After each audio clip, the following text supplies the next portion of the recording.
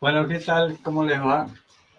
Aquí estoy yo, Carlos Ventafrida, que estoy haciendo un ensayo a una introducción, creo que salió escrito, a una economía solidaria con ética y conciencia. Estoy haciendo ensayos, ya que las escuelas están cerradas, las universidades también. Lo que primero quiero decir que yo ya grabé un video que está acá en Facebook anterior y ya ahí hice una introducción bastante interesante al respecto. Acá no tengo un orden programático, pero indudablemente todo lo que yo digo está en los libros. Lo he dictado durante años en la universidad y como tal tiene cierta validez, siempre como una introducción y no pretendiendo tener ninguna verdad absoluta, ni mucho menos. Lo que yo digo siempre es que en vez de cambiar esta economía por la otra, fuere la que fuere, ¿por qué no la ampliamos?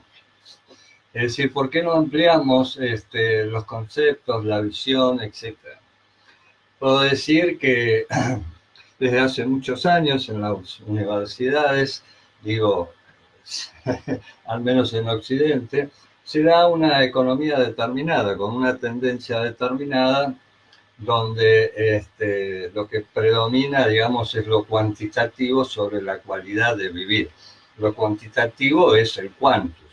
Entonces, creo que debíamos intentar, se hace desde muchos lugares, estar intentando recuperar, recrear una nueva creación de economías más solidarias, o sea, que incluyan al ser humano. Desde ya, vuelvo a repetir, esto es una introducción que en este momento estoy ensayando acá por Facebook, en mi escritorio, improvisado, con una muy buena vista. Tengo aquí a la terraza de mi casa, no sé si intentar probar si se ve algo o no se ve nada, qué sé yo. Bueno, en fin, ahí vamos. Quiero decir que esto tiene que ser así como es.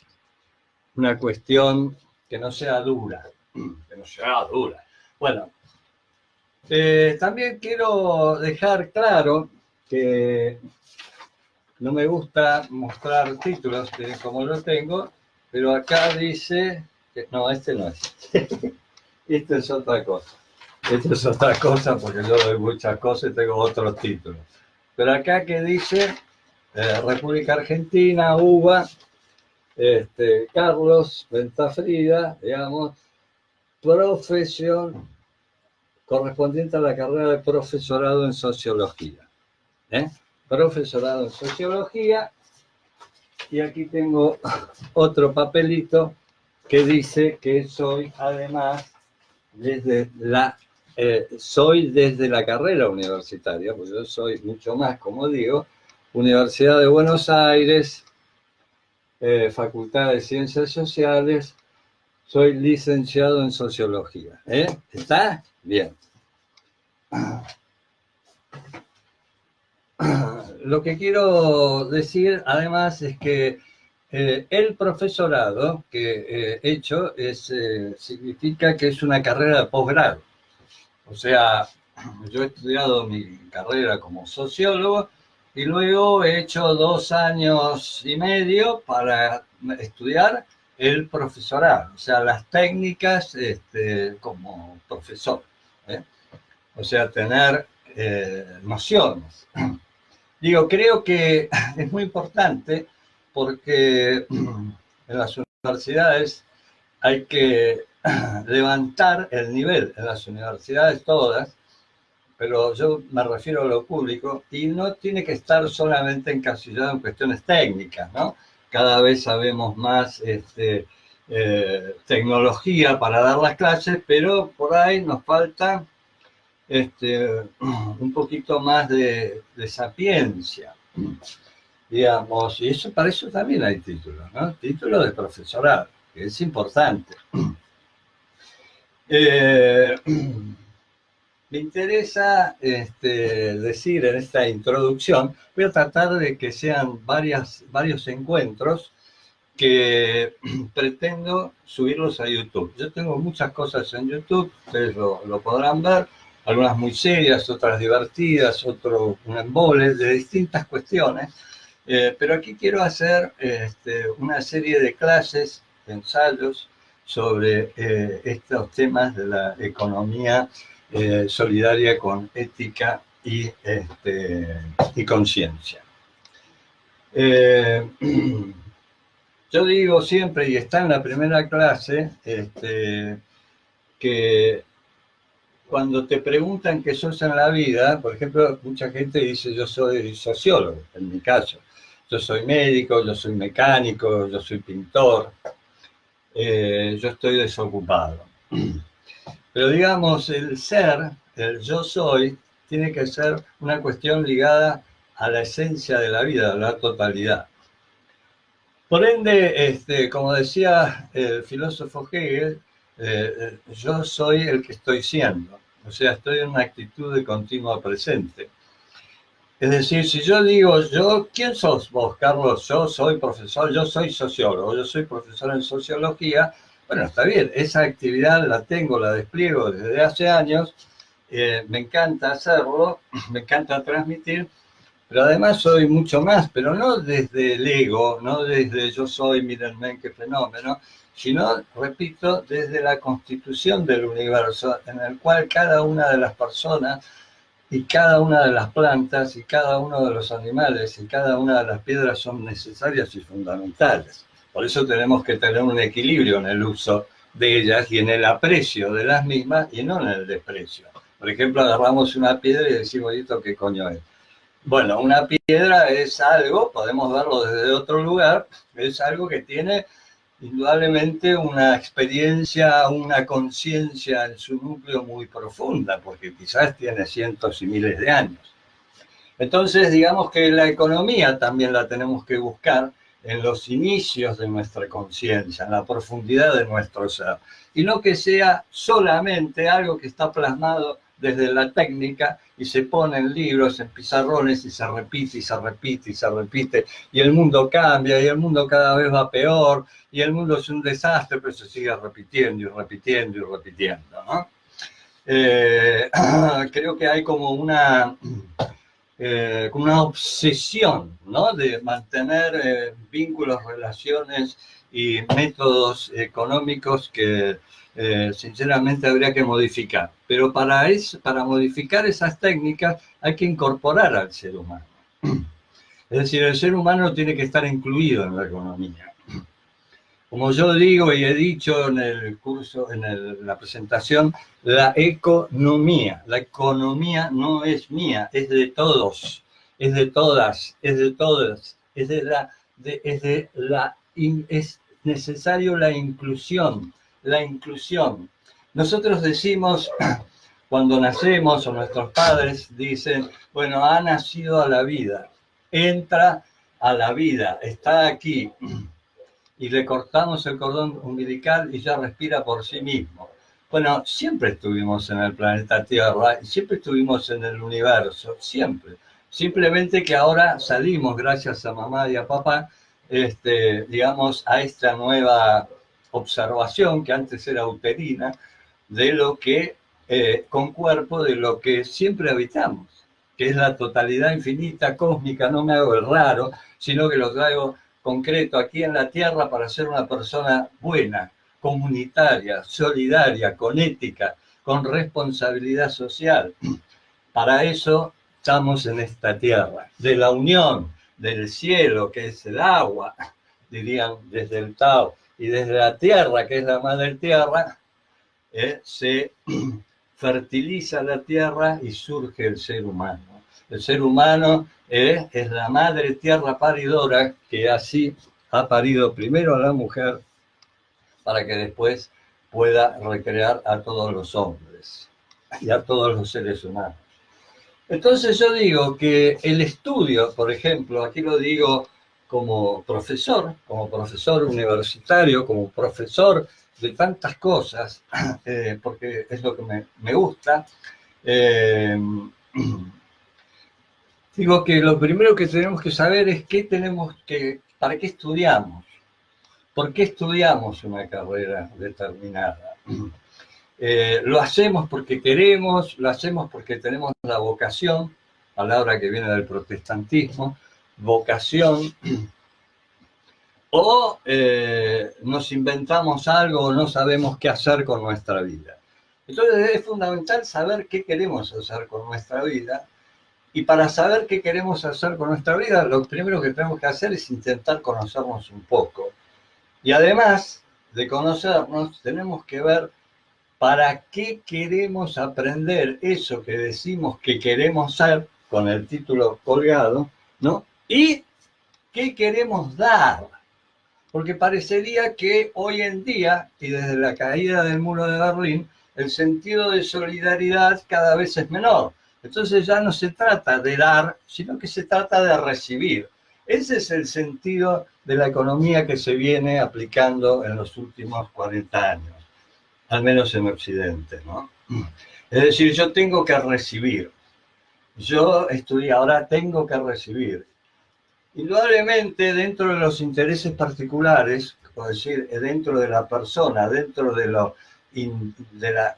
la parte individual, yo soy único y irrepetible, el que está al lado mío lo es, y así en todo el planeta Tierra, cada uno estudia y a su vez tiene que recibir también lo que se dice un beneficio, una utilidad. Pero indudablemente lo primero que tiene que primar es el sentido general de que yo estudio porque quiero luego brindar mi conocimiento a la comunidad humana, porque a ella me debo y la misma me constituye como ser, no como ego, como ser humano vivo, despierto, siempre latente, siempre al servicio de la comunidad. Al servicio de la comunidad somos todos los seres humanos, no hace falta tener profesión alguna. Y esto no es nada ofensivo lo que voy a decir, pero el filósofo Hoyo decía en un momento de su vida que entre un solo universitario y un barrendero, él se quedaba con el barrendero porque era mucho más útil. Y si no, lo podemos comprobar hoy con esta pandemia que tenemos a nivel mundial y que tenemos específicamente en la Argentina y concretamente en esta ciudad de Buenos Aires. ¿Qué haríamos sin la gente que limpia nuestras calles? Sería de terror. Son gente como que tenemos invisibilizada y son tan importantes como cualquier otro ser humano. No podemos dividir al ser humano por categorías. Este barre, este profesor universitario. Es decir, cada uno en su lugar es útil, no utilitario, útil. Ya veremos lo que es el útil, ser útil y el utilitarismo. Entonces, cada persona es con título, sin título, única, irrepetible e indispensable, y desde ello tenemos que crear el sentido de conciencia y de solidaridad. Bueno, lo que quiero decir es que hay mucha gente que estudia y no sabe por qué estudia. Y hay otro problema aún más grave, pero que no estoy desalentando a la gente para que no estudie, todo lo contrario, sino para que encuentre el sentido de su estudio. Hay gente que estudia algo porque mamá y papá quieren tener el hijo que estudie algo. Lo escucho yo, lo escucho, lo veo. Iba a dar una clase la semana pasada y bajo del colectivo y escucho a una mujer de unos 45, 50 años decirle a otra persona, mi hijo quiso ser abogado, pero yo quiero que mi hijo sea médico, así que mi hijo va a estudiar medicina, no va a estudiar para ser abogado. Y la otra que estaba al lado dijo lo mismo. Mi hijo quería ser contador. Yo le dije, contador no, vos vas a tener que ser abogado. Y terminó siendo abogado, que es lo que yo, mamá, dije. Entonces, digamos, hay que comenzar a valorar a la otra persona como otra, única, irrepetible, diferente, si está convencida de su buen hacer, del aporte que quiere hacer a la comunidad donde está incluido. Tenemos que empezar a modernizarlo, no a cortar las cadenas de mando, o en todo caso cortemos las cadenas de mando como tradición familiar y tratemos de desandar esas cadenas de mando para que se vayan suavizando, vean como quieren con la pandemia, la curva de la pandemia, se vayan suavizando, se vayan aplanando y se vayan haciendo un hilo casi invisible o invisible en sí, donde con su presencia fuerte, por más que no se vea, dejamos hacer al otro, a nuestros hijos, hijas, lo que realmente sienten. Y eso es el amor, eso es la solidaridad, eso es la comprensión, eso es la comunidad. Esto es fundamental que lo tendremos que ir incorporando a nuestras vidas para como padres poder ir transmitiéndoselo a nuestros hijos. Algunos dicen que la educación empieza en la escuela y otros dicen que la educación empieza en casa, y yo creo que empieza en casa. Pero para eso, en casa, tenemos que saber que somos existentes, no que no somos nadie. Yo no soy nadie, la vida me maltrató, por eso quiero que mi hijo tenga un título universitario.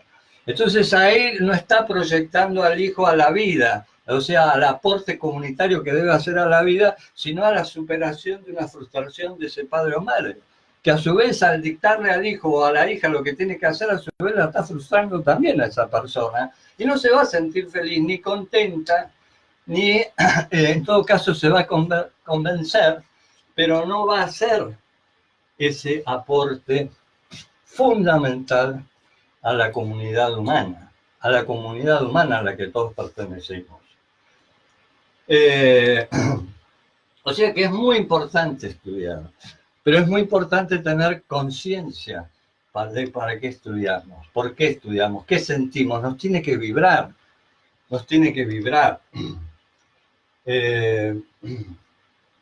Los profesores y los profesores son personas que amo, ¿cómo no voy a amar si soy uno de ellos? Pero los profesores y las profesoras también tienen que sentir.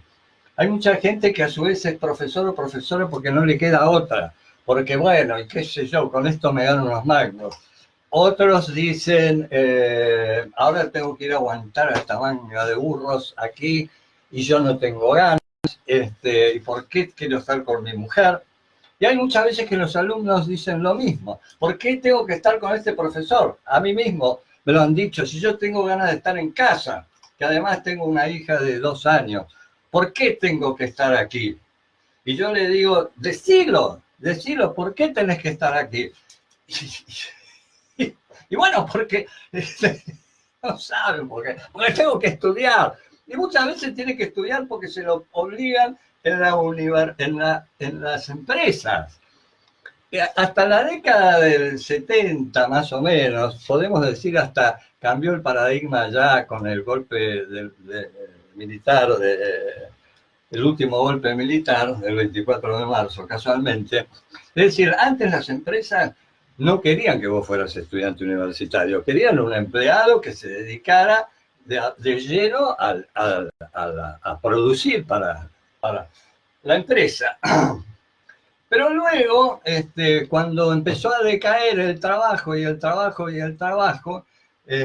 y se dieron cuenta que había colas, qué sé yo, de ingenieros, médicos, sociólogos, para hacer trabajos, qué sé yo, de empaquetar paquetes de regalo, que está perfecta la actividad de envolver los regalos en una empresa, es un servicio admirable que ojalá siga existiendo y te paguen muy bien por ello. Pero digamos, había muchos profesionales liberales que tenían que dedicar su vida a otras funciones y debido a esto se fue dando cuenta, digamos, el mercado. Entonces fue pidiendo ya que todos los empleados que tengan, que sean universitarios, y sino que estén estudiando para tener un título universitario. O sea, a la empresa le da un estatus mayor Y digamos, y las profesiones que eran liberales, liberales quiere decir que vos te recibías y tenías que colgar el cartelito y rebuscártela como puedas. Bueno, ahora generalmente se estudia para ser empleados de empresas. Por ahí es triste lo que estoy diciendo, por ahí no es conveniente lo que estoy diciendo, pero lo que estoy diciendo es verdadero y es necesario tener esa conciencia de esa realidad. Es fundamental poder ubicarnos. Entonces, digamos, antes la escuela, por ejemplo, en la universidad donde yo estudié, la UBA, como tanta gente estudia, ya sabemos que está dentro del marco de libre, laica y gratuita. Pero realmente, al menos en mi época, y discúlpenme, porque hay gente que se va a ofender, yo no tuve de compañeros y compañeras muchos obreros que digamos. Por supuesto que desde ya hay obreros y obreras que fueron a la universidad, pero la mayoría de los obreros y las obreras tenían que trabajar. O sea que les resultaba muy difícil poder ir a la universidad por más que fuera libre, laica y gratuita. Y había que dedicarle a estudiar todo el día. Todo el tiempo tenés que estar estudiando. Muchas de las carreras eran anuales. Entonces no había tiempo para trabajar. O sea que siempre había un mango. Siempre mamá o papá tenían un mango y si no tenían un mango y a vos te veían en condiciones, juntaba a toda la familia. Yo he visto familias que no tenían operaciones para ir a la universidad de clase obrera, pero ese personaje, ese sobrino, ese que está allá en un campo y no podía hacer que no estudiara, porque le podía aportar a la comunidad mucho valor. Entonces todos ponían guita para mantenerlo, para que hiciera el aporte del estudio, porque lo iba a volcar a la universidad. Esto es maravilloso, y esto es muy interesante, y se ha perdido. Entonces ahora resulta que vamos a la universidad apurados, vamos a la universidad apurados, estamos todos apurados, los profesores están apurados, las profesoras, obviamente, los alumnos, las alumnas, todo tiene que ser rápido, todo. Entonces no se estudia mucho, se estudia poco, en el trabajo cada vez le exigen más porque cada vez tiene que haber más utilidad, más ganancia, más beneficio y tenés que trabajar más y trabajar y apurarte y aportar y crear y ser creativo. Pero no te dicen que seas creativo para tu vida, te dicen que seas creativo para la empresa. Si en tu vida después te aburrís o sos un fracaso, te llevas mal en tu matrimonio, la verdad es que a la empresa le importa tres pepinos. Entonces digamos que acá lo que falta es una unidad, comprender que el estudio, que el trabajo, que la casa, que la familia, que el divertimento, es toda una unidad. Y eso es la común unidad, por más que seas ateo. Entonces nos han dividido todo en pedacitos. Y todos esos pedacitos que nosotros somos, que ni siquiera son de nuestra propia construcción, por más que pongamos la jeta, el cuerpo y la úlcera, hace que suframos, que no estemos bien. Esto es lo que hay que recrear. Esto es lo que hay que recrear. Entonces, si no, no vamos a tener un servicio económico bueno. Esto es lo que quiero decir. Yo digo, generalmente, yo cuando en mis primeras clases universitarias decía esto, ¿no? El presente seminario realiza su aporte a la economía desde la perspectiva humana, holística, haciendo aportes introductorios a la filosofía, psicología, religión, ligadas al ser humano, por ende a la comprensión ampliada de la economía. Es fundamental que la economía salga del mercado, porque si no el mercado está afuera, es el lugar donde tenemos que batallar, que ir a triunfar, que ir a ganar, que ir a perder, que ir a competir, que ir a dar.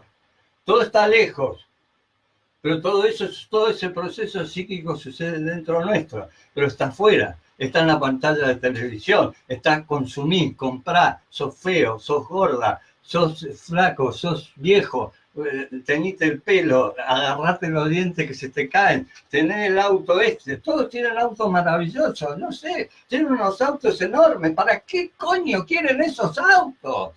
¿Cuántos tienen campo para tener esos autos? Pero vos tenés que tener ese auto, porque si no tenés auto no te dan pelota a las minas, y al revés. Entonces, digamos, toda esa serie de miedos, esas cuestiones que nos están inculcando, son las que nos hacen mal.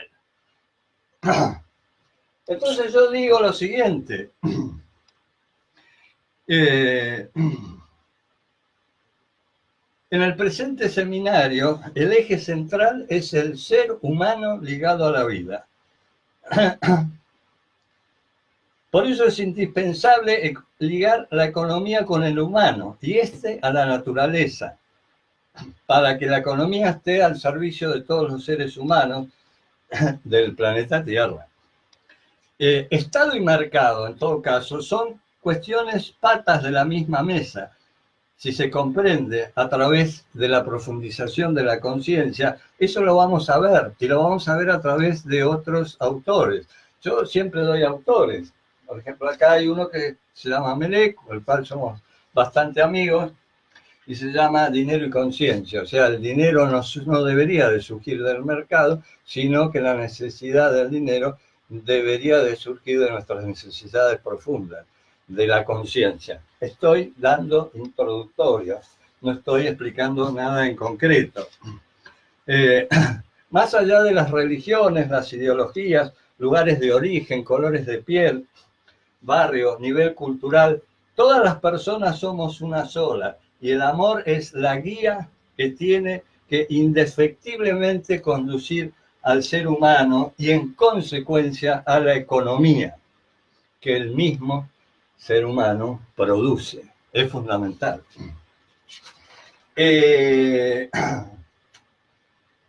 libros que nosotros vamos a ver que son muy importantes. Por ejemplo, uno que se llama Primero la gente, que es primero la gente, y lo han escrito dos personas, dos economistas y filósofos, como es Amartya Sen, que es un señor muy mayor, premio Nobel de Economía, norteamericana, no hay ningún peligro, se dan cuenta, pero tiene otra visión, y es de origen indio, de la India, y él a su vez es doctor en filosofía. Entonces, este libro de Primero la gente lo ha escrito también con un doctor en economía, en sociología, etcétera, etcétera, Bernardo Kliesberg, argentino, que trabaja en Naciones Unidas, etcétera, donde ven que la economía tiene que estar ligada al ser humano, tiene que surgir desde el ser humano hacia la comunidad. También tenemos otro autor que vamos a ver, que se llama David Landes, que habla no de la riqueza de las naciones como hace, digamos, Adam Smith, sino que habla de la riqueza y la pobreza de las naciones. O sea, a medida que hay países que se fueron enriqueciendo, otros se fueron debilitando. Y vamos a ver que estos orígenes, me importa mucho, son orígenes religiosos dentro de Europa. O sea que la religión, nos guste o nos disguste, ha tenido mucho que ver también con la formación de la economía industrial, técnica, capitalista, digamos, ¿no? Eso lo dice un autor, Max Weber, muchos lo conocerán, sociólogo que por 1916 escribió el libro de la ética protestante y el espíritu del capitalismo. Fíjense, ética protestante y espíritu del capitalismo. O sea, había una ética y un espíritu, una espiritualidad. Y eso decía Max Weber que se daba, según él, otros están en contra, etcétera, etcétera, por la manera de hacer, de llevar adelante el protestantismo, la religión. Digamos, la religión cristiana, por el 1500, se divide en dos, y se divide en los protestantes y en los católicos. Digamos, los católicos eran más observadores de la vida de Dios, de la contemplación, eran más contemplativos, más espirituales. En cambio, el protestantismo absorbió otra manera de hacer la economía, que es con el trabajo de la tierra. Digamos, el catolicismo estaba formado por señores feudales, etcétera, no viene aquí al caso ahora, es decir, no trabajaban la tierra, sino que comerciaban con los productos que surgían de la tierra, digamos, con lo que surgía de la tierra, de la manufactura que hacían los artesanos, etcétera, pero la trabajaban los esclavos, los más pobres, pero no era una condición, digamos, del catolicismo, de la Iglesia Católica, del señor feudal, de los reyes, etcétera, etcétera, sino que era más bien el comercio. Entonces, digamos que el protestantismo asume aquí la forma de cuanto más trabajes la tierra, más te acercarás al reino de los cielos. Y con esa idea se fueron de conquista a América del Norte, por ejemplo, mientras que la conquista de América Central y América del Sur fue, no estoy diciendo ninguna crítica, es de otra manera, se fue con la espada y con la cruz y con la contemplación y con la idea de evangelizar.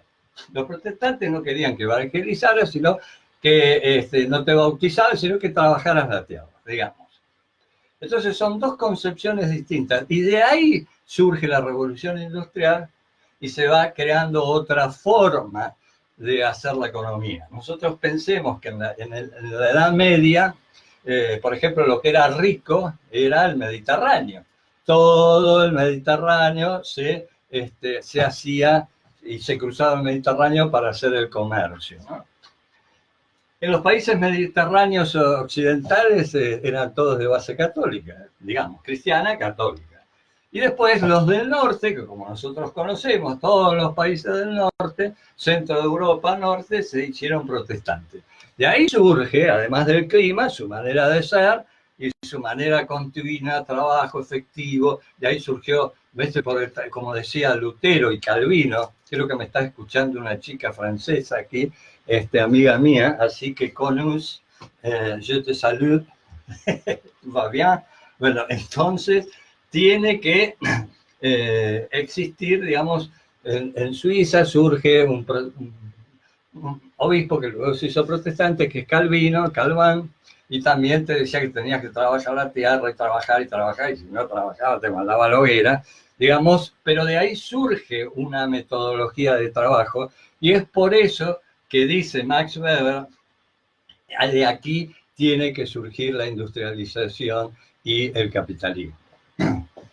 Bueno, entonces sepamos y tengamos claro para qué estudiamos,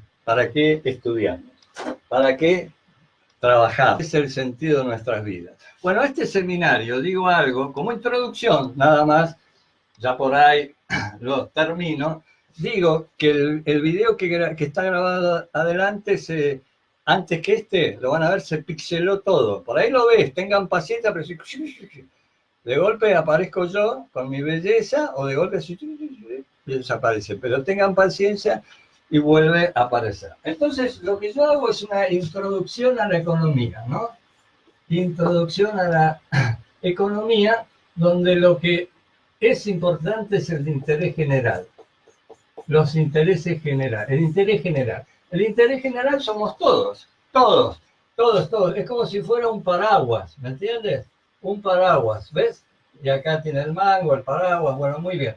Acá están todas las personas del mundo, todos, negro, flaco, ateo, católico, que estudiaron, que no fueron a un colegio, exactamente, estamos todos. Todos tenemos que vivir y todos tenemos esa oportunidad, ese derecho a la vida. Para esto se tendrían que dedicar los gobiernos, los estados, los mercados, etcétera, etcétera, etcétera, las religiones. Entonces, digamos, luego, más abajo, están todos los intereses particulares, todos, que son todos estos, intereses particulares. Los intereses particulares está cada persona con sus actividades o no actividades, están desocupadas, desempleadas, jubiladas, es una actividad, pasiva le llamarán, pero es una actividad. Otros son empleados, otros tienen empresa, otros tienen comercios, etcétera, etcétera. Cada uno tiene sus intereses particulares. Pero los intereses particulares, que son míos propios, digamos, yo decía ayer, fabrico heladeras, tiene que estar dentro del sentido general. Muchas veces dicen que el Estado solamente es el que se tiene que ocupar del sentido general, y con estas economías de mercado se trata de correr al Estado lo más posible para que no se ocupe de ningún interés general y que el mercado se pelee entre sí los intereses particulares para ver quién va tomando esos espacios que antes tenía el Estado, que son, como todos sabemos, por ejemplo, los clásicos, la salud, ¿no?, el trabajo, la vivienda, salud, trabajo, vivienda y, no sé, seguridad. Me estoy olvidando del otro. Bueno, estos intereses generales tienen que estar para todos los seres humanos. No puede ser que si vos trabajás tenés seguridad social y si vos no trabajás no tenés más seguridad social. No puede ser. O sea, vos tenés que tener seguridad social siempre y tiene que estar cubierta por el Estado, el cual lo formás vos. Cada uno de nosotros tiene que tener ese sentido comunitario, que formamos la comunidad.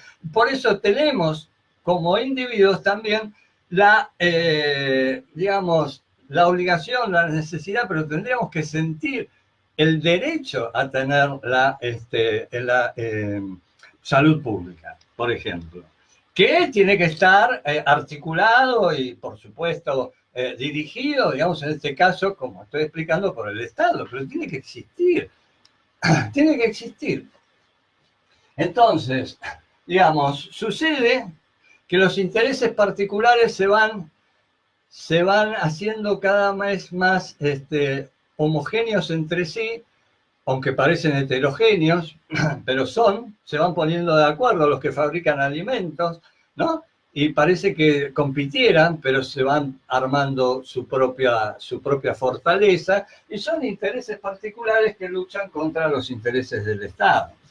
O sea, al Estado, por ejemplo, en un problema como la Argentina, debería interesarle el alimento para toda la población, y resulta que la Argentina es un gran exportador de materias primas y de alimentos que todos conocemos, pero sin embargo te dan unos precios elevados porque la preferencia es exportarlo, que también es necesario porque ingresan divisas, etcétera, etcétera. Pero no se está pensando en la comunidad argentina. Somos 44 millones, se dice que producimos para 400 millones y sin embargo acá el Estado tiene que estar repartiendo comida porque si no mucha gente no come.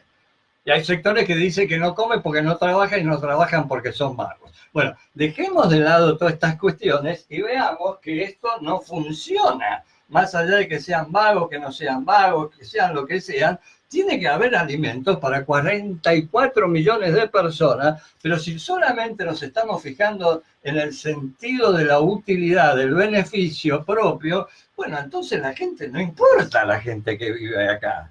Entonces la gente que vive acá, entonces queda mal, queda muy mal decir que acá hay 15 millones de personas que no comen bien todos los días. Queda muy mal. Entonces, ¿qué decimos? Es decir, eso es un interés general. ¿Cómo puede ser como interés general que haya 15 millones de personas en la República Argentina que tienen que ser asistidas todos los días? Entonces, como eso queda mal, nosotros nos damos vuelta dentro de nuestra hipocresía y decimos, son vagos, no quieren trabajar, reciben tickets, reciben esto, reciben lo otro, le dan. Entonces, es una manera que los intereses particulares queden afuera. Entonces, yo no tengo nada que ver, el Estado tampoco se tiene que ocupar de ellos, es el mercado, son ellos que tienen que ir a trabajar y no quieren, supongamos.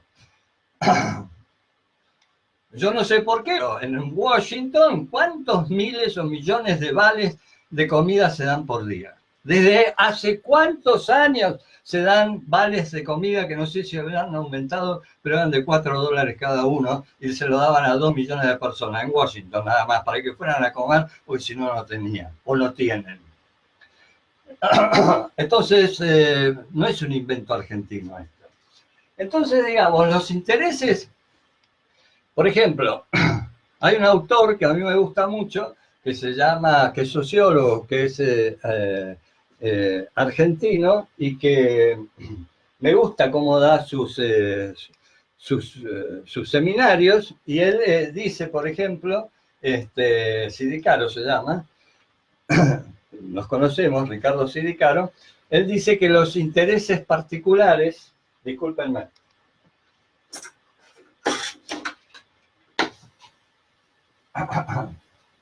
discúlpenme, ya estamos.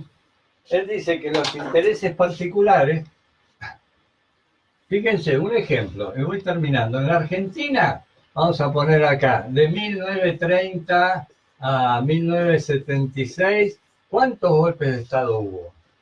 Los golpes de Estado se hacen por muchos y se hacen por un sentido general. O sea, hay que poner un interés general. ¿Cuál es el interés general? Para estar habilitados los intereses particulares a hacer un golpe de Estado. Y el desorden, el judaísmo internacional, el comunismo, el trotskismo, el lismo, el cubanismo, el qué sé yo, no sé, el perrillo, bueno, entonces, digamos, siempre influyen estos intereses particulares sobre el interés general de la nación, que somos todos los habitantes, todos los habitantes de esta tierra.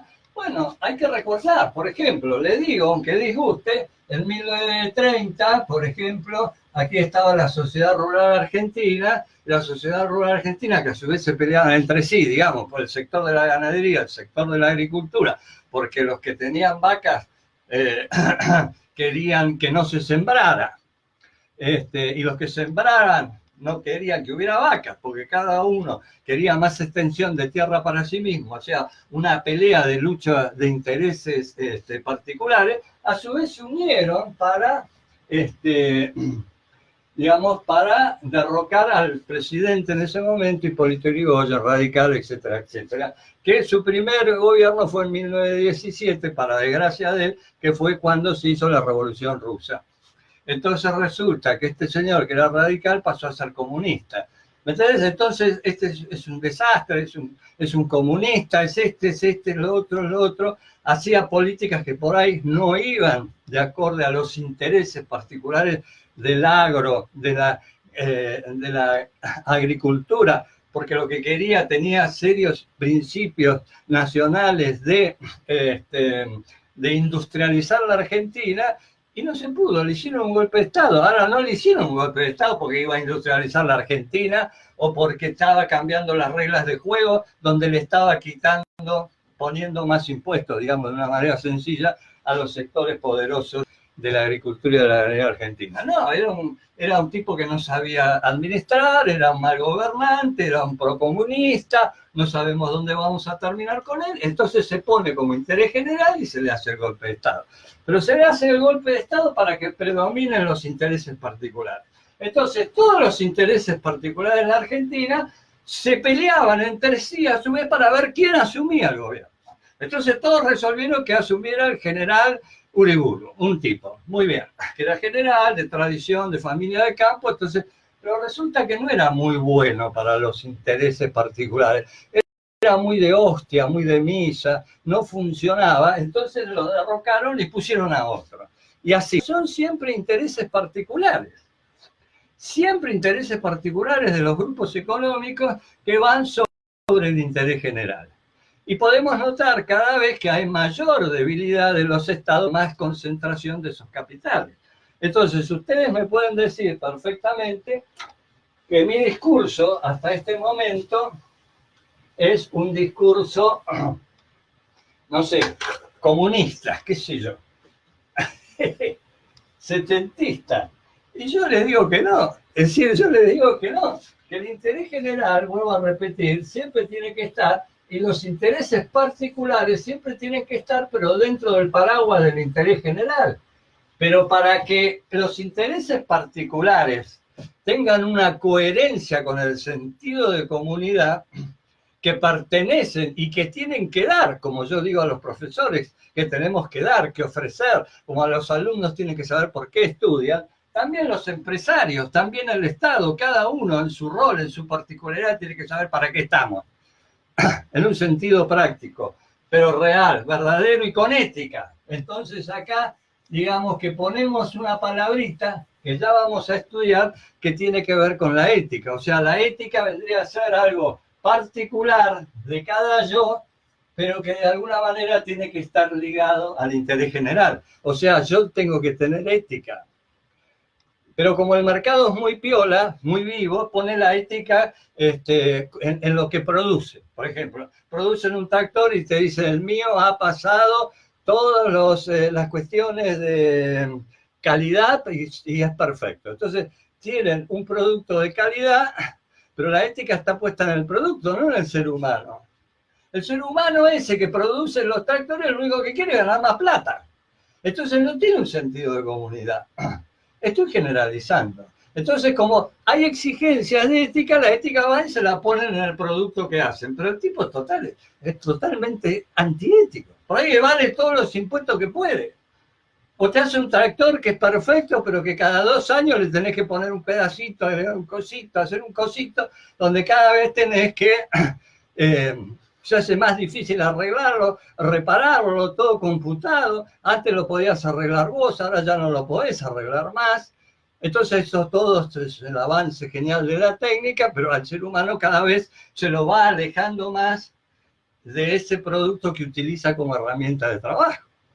Entonces ahí hay una falta de ética y se la pone en nombre de un interés general que, digamos, es la, ¿cómo es? Es la tecnología, la robótica, que es imparable. Y sí, es imparable. ¿Pero por qué es imparable? Entonces uno te van a decir, y porque la propia industria se va manejando a sí misma y no se puede parar.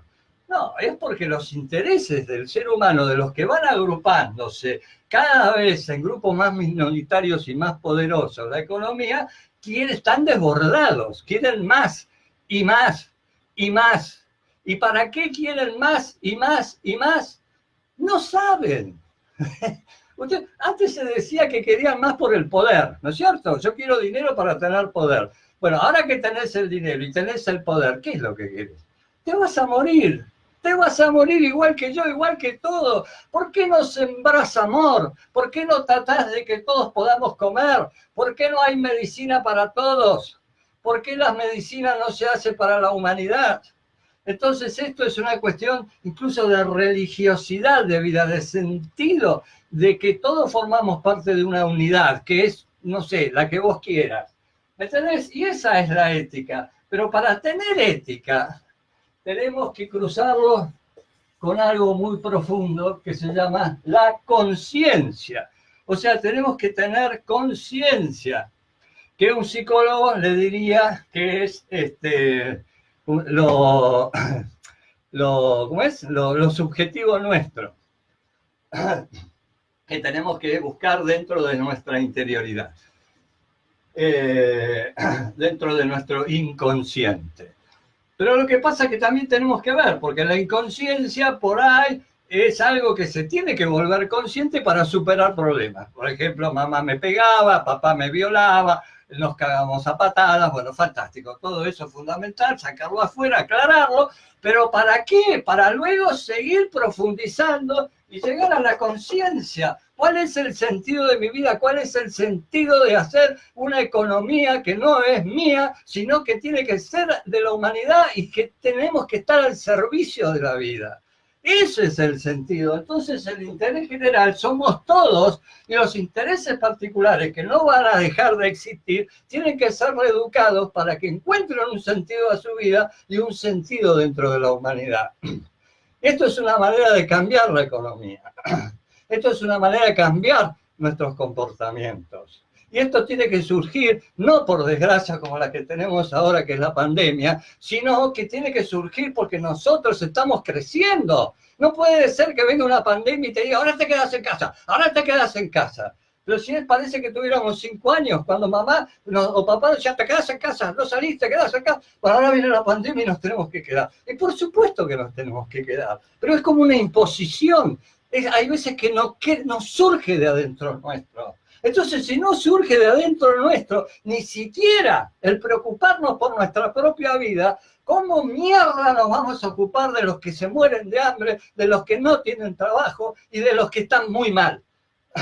¿Cómo vamos a tener conciencia si no tenemos conciencia de nosotros mismos? Si queremos que nuestros hijos estudien lo que yo quiero que estudien, Vos estás con esa nena, esa jovencita, yo, no, esa no sirve, es fea, y esa el papá que es, no, verdulero, no, vos tenés que estar de nuevo con otro.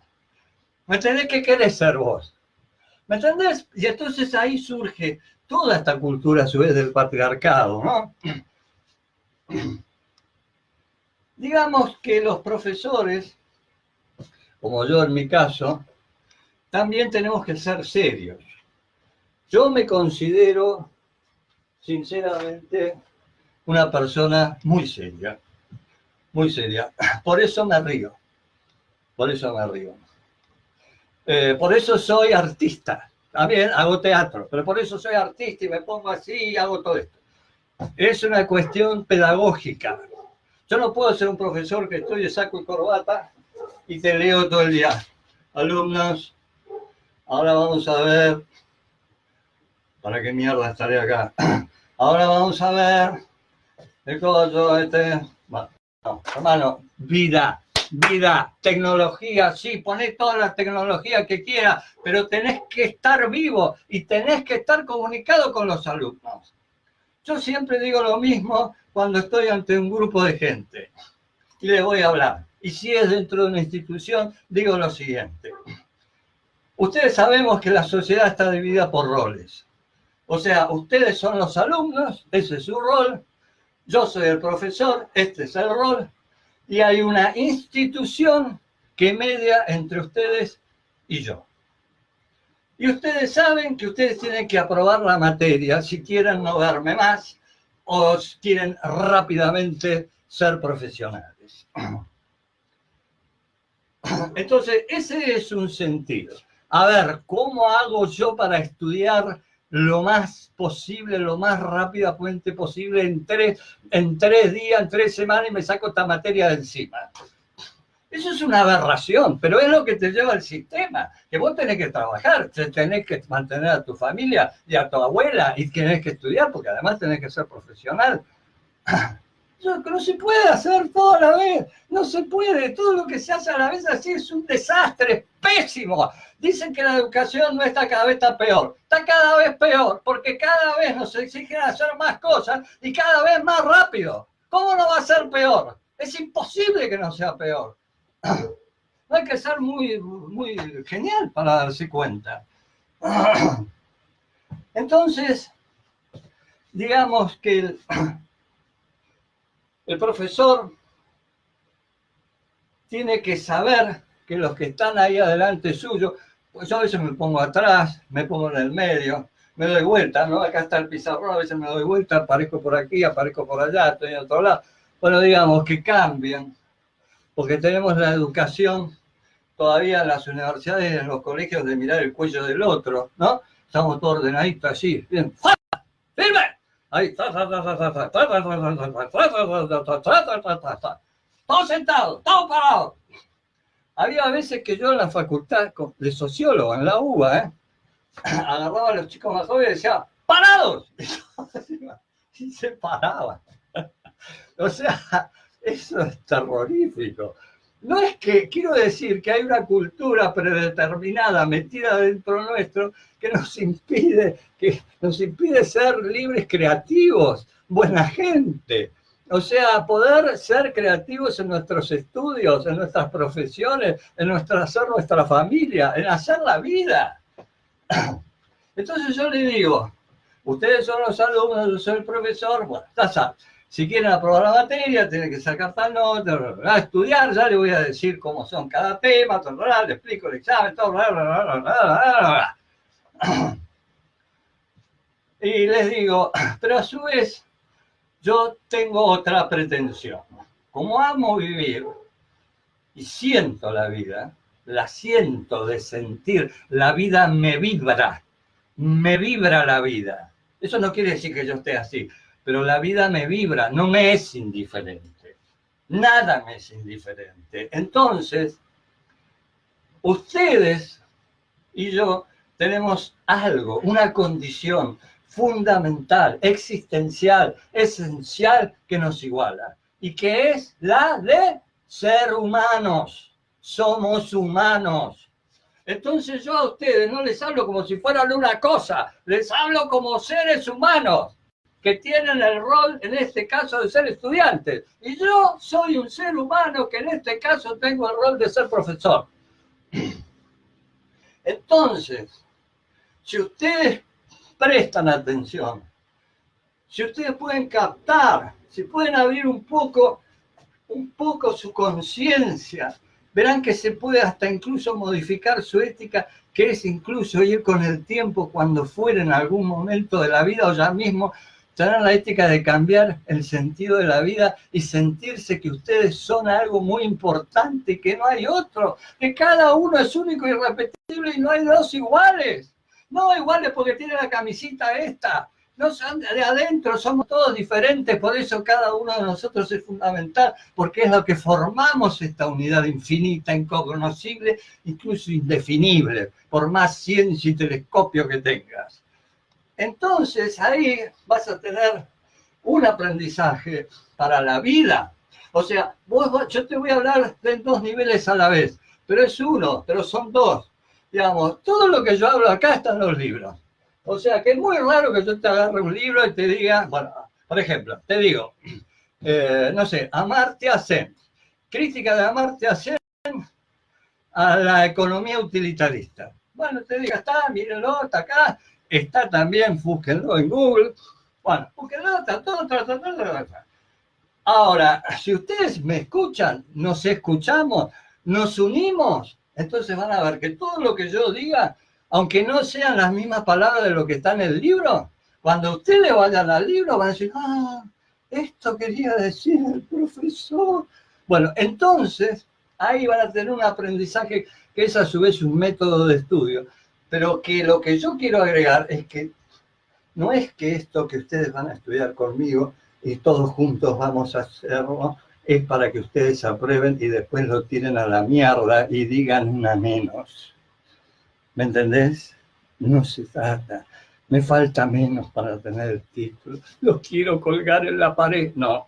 Entonces vas a ver que vas a estudiar para el cuatrimestre, para probar la materia, vas a aprender, vas a crecer, vamos a madurar, ustedes alumnos y yo profesor. La universidad también va a madurar y entonces van a tener crecimiento para su vida cuando se vayan de la facultad. Quizás se olviden de esto que yo digo, pero al mes le aparece. O a los 5 años, ¡plup! Porque todo lo que nos van diciendo, si no son estupideces, si es algo más importante que la curva de la oferta y la demanda, que los alumnos están hartos de escuchar siempre lo mismo, vamos a poder ver que en algún momento, cuando vos estás haciendo tu vida cotidiana, caminando por la calle, se hace plim. Decía, la clase, el profesor ese, escuché. Y entonces ahí vos lo vas conectando de otra manera y se te va viendo la vida. La vida se te va abriendo y podés ir cambiando. Yo sí quiero que apruebes la materia. Yo quiero que sepas, pero que sepas que estás vivo y que sepas que sos un genio, que no hay otro ser humano como vos y que vos tenés que aportar a la vida. Sí, vos asegurás la vida a tu hijo, a tu hija, dejar contenta a tu mujer, a tu papá, a tu mamá y a tu abuelito. Pero vos tenés que cambiar. Vos tenés que ser una persona que te sientas feliz de estar viva. Tenés que estar contenta y tenés que aportar, por más que haya pandemias. Esto es el sentir que es fundamental en una universidad, en una transmisión, digamos, de esto de los roles de profesor-alumno, ¿no? Digamos, a su vez hay mucha gente que sabe más que yo y me transmite a mí y yo después voy y se lo transmito a otros. Y ustedes, alumnos, se lo tienen que transmitir a otros. Voy a terminar, porque si no, no termino más, diciendo algo que es simplemente maravilloso. Hay muchos alumnas mías de la universidad, por ejemplo, que graban las clases. Algunos graban las clases porque es el método que tienen para acordarse, para ir estudiando en el colectivo, se ponen los cositas, lo que sea. Pero hay otros que se lo van y lo escuchan en familia. Otros van y se lo escuchan a la novia, al novio, al marido, a la esposa. Hay cosas, hay gente que me ha dicho, profesor, no se lo tome a mal, yo he grabado las clases y se las paso a un primo mío, pues es una persona muy depresiva y el psicólogo no le pega y con esto yo creo que le hace bien. ¿Entiendes? Y es genial, se me caen las lágrimas. ¿Me entendés? Es maravilloso. Quiere decir que la vida está teniendo un sentido que no es ego, no es el ego, no es... No, quiere decir que encuentro un sentido que lo que digo lo puedo transmitir al otro y el otro al otro y cada uno lo puede sentir, vivenciar.